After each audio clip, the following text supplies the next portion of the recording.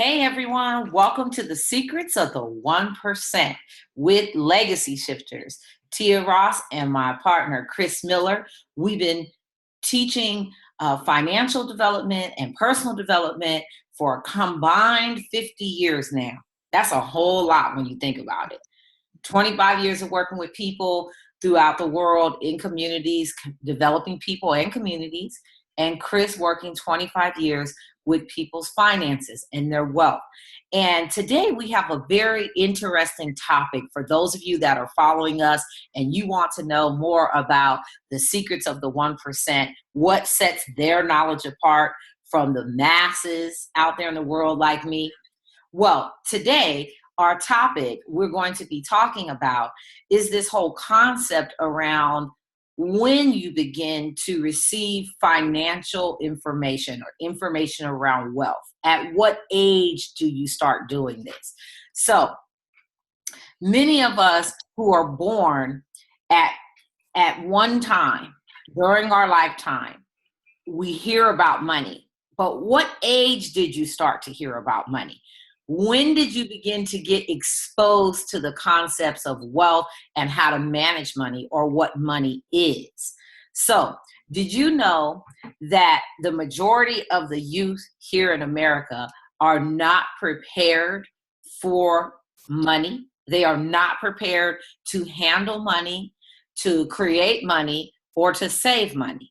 So I actually fall into the percentage of the masses.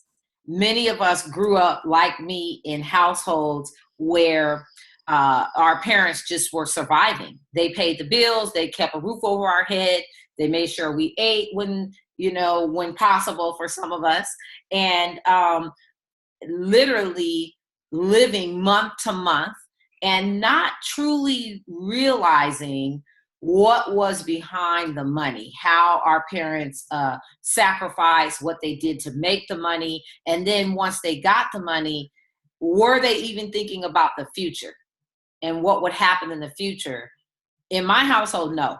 In my household, my family was just trying to survive. And so we got into the energy of, the 30 days, the first and the 15th, the beginning of the month, the middle of the month, and the end of the month. And usually by the end of the month, we were out of money.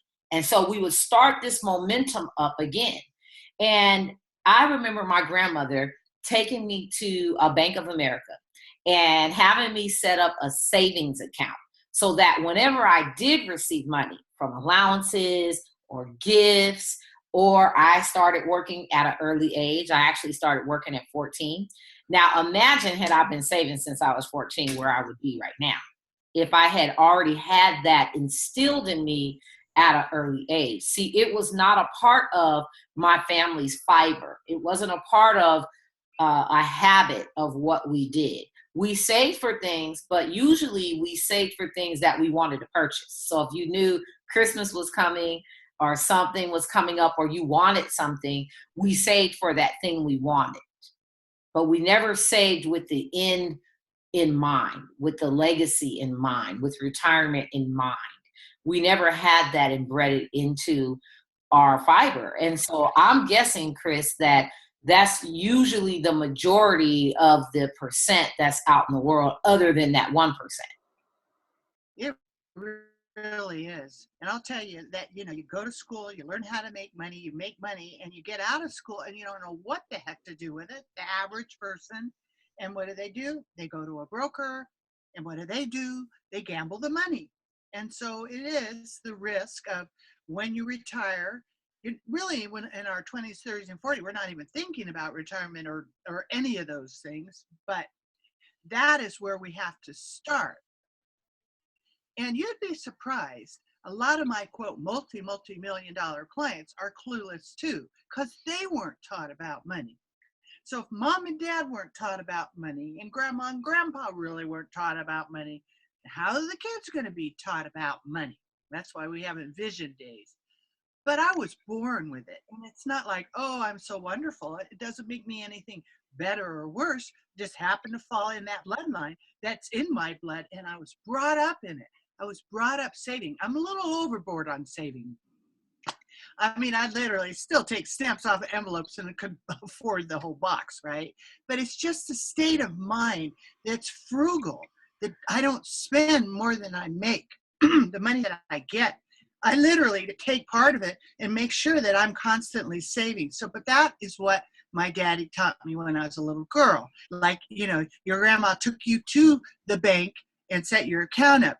Then my dad did that too, but I had to write my allowance. I'd have to work for that money and he'd match it. So he gave me the incentives to show me why would I want to save that money. And he always had future goals. He always had, okay, you're going to go to college. And then what are you going to do when you get out of college? And that was a whole way of thinking that was built inside of how I was brought up.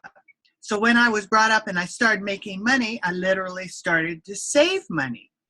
But I didn't really learn about the tools to save money. So maybe 20 years and out of 25 plus years, did I find designer ways that aren't common knowledge. T, it's so crazy because there are only certain things that people know about. People think about, okay, I'm going to save money in my 401k. I'm in a mutual fund or a stock or an index.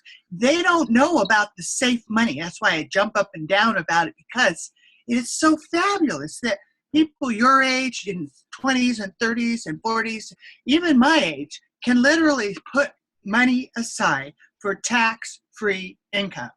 Did you hear me? Tax-free. That means you can get an income that you'll never outlive. Well, how are we going to teach the children this? That's why we have a vision day. That's why we're broadcasting. We're going to take 1%. We're going to download it to the 99, make it common knowledge so you guys know what to do and how to do it. Isn't this cool? I think it's really exciting, because there's a lot of blind spots. I have blind spots. You have blind spots on the way you were brought up.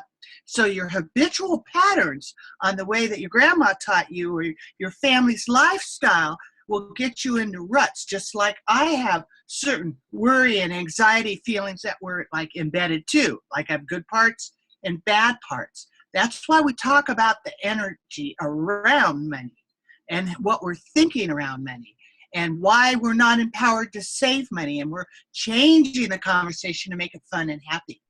Yes. So if you're watching the Secrets of the 1% series, is about giving you small bits and pieces that the 1% do on a regular. See, no one is born knowing about money. We're not just birthed with this innate sense of knowing about money. This is a taught and a learned skill, and it is tied directly to our health, our wealth, and the success that we obtain in life. So what my takeaway is from this call is that the secrets of the 1% is that they look ahead. They don't live in the now always. When you are surviving, you're living in the now. So look at where you can expand yourself, expand your brain, expand your saving muscle, expand your mindset into looking at 2 years from now, 3 years from now, 5 years from now. Train your behavior to shift in such a way that you're planning 5, 10, 20 years out and not being so stuck in the today's burdens of your finances. So that's the shift that you can make if you're looking to live as the 1% lives. So we hope that these tips are really helpful for you.